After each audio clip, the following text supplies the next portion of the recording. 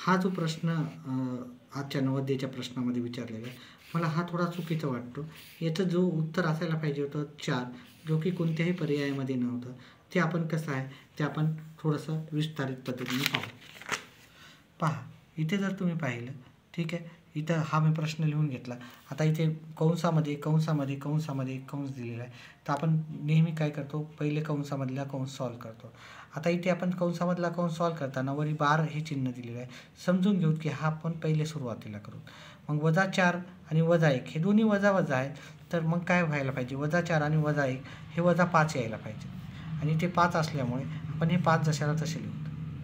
त्याच्यानंतर काय करूत आपण, हे -16 जशाला तसं बाकीचं सगळं लिहून घेऊ. 18 आणि -8. त्याच्यानंतर आपण काय करूता 5 - 5 केले, ह्याचं उत्तर येईल आपल्याला 0. -16 हे 8 जशाला तसे.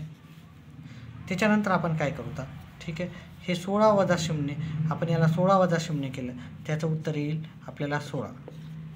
आणि इथं 18ला 18 आणि इथं -8 हे ब्रॅकेटात आपल्याला सॉल्व करायचं.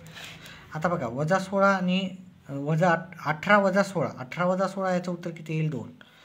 आणि हे 8 इथं जशाला तसे. म्हणजे आपल्याला 8 मधून जर 2 वजा केले तर याचं उत्तर 6 येऊ शकते.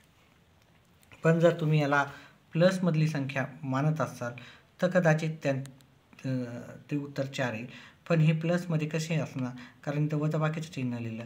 म्हणजे मला वाटते की हे वजाबाकीचे 4 आणि वजाबाकीचे 5 असेल. त्याच्यामुळे उत्तर 6 यायला पाहिजे.